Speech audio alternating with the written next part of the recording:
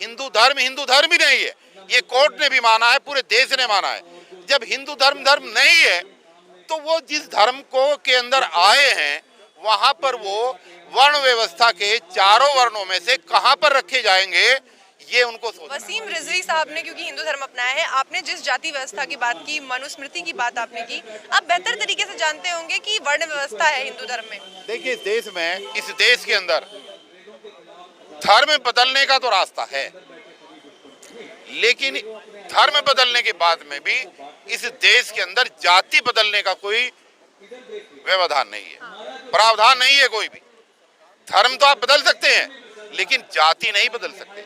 इस देश की मनुवादी व्यवस्था, मनुस्मृति पर आधारित व्यवस्था आदमी को उसके जन्म की बुनियाद पर उसकी व्यापकता तय करती है, यहाँ पर उसके कर्मों के आधार पर नहीं होता है।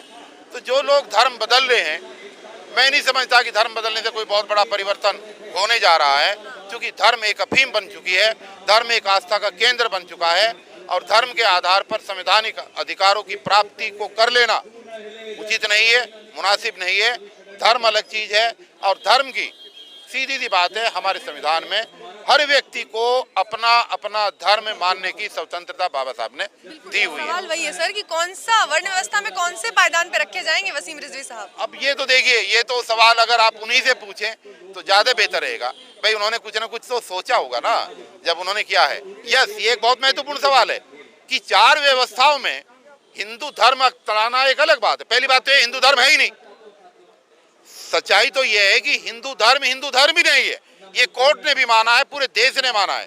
जब हिंदू धर्म नहीं है तो वो जिस धर्म को के अंदर आए हैं वहां पर वो वर्ण व्यवस्था के चारों वर्णों में से कहां पर रखे जाएंगे, ये उनको सोचना है, ये उनको सोचना है। कहने को तो देश का दलित और देश का पिछड़ा वो भी हिंदू है, वो भी अपने आप को हिंदू कहते हैं, लेकिन अपने आप को हिंदू कहने वाले लोग क्या वास्तव में हिंदू हैं?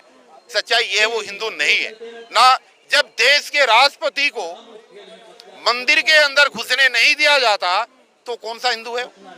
जब देश के बाबू जगजीवन राम जो उस समय पे डिप्टी प्राइम मिनिस्टर हुआ करते थे, जब उनको अनावरण करने के लिए बनारस हिंदू विश्वविद्यालय में भेजा गया तो उनके निकलने के बाद वहां पर जो है उस मूर्ति का दोबारा दूध के साथ जो है उसको धोया गया।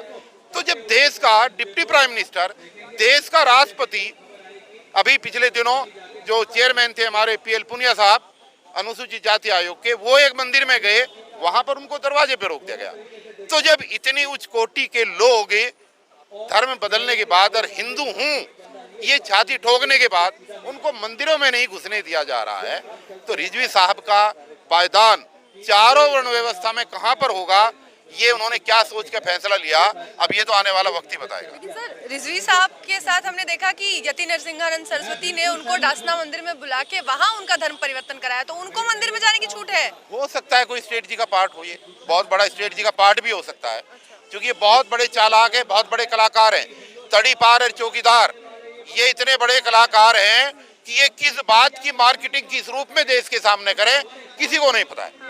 इसके पीछे जो भी उनकी सोच रही होगी तो उभर करके सामने आ जाएगी पूरे देश के। वसीम रिजवी का धर्म परिवर्तन एक स्ट्रैटेजी है? हो सकता है, मेरा ऐसा मानना है, हो सकता है, और सच्चाई तो खुद बताएंगे तो ज्यादा बेहतर।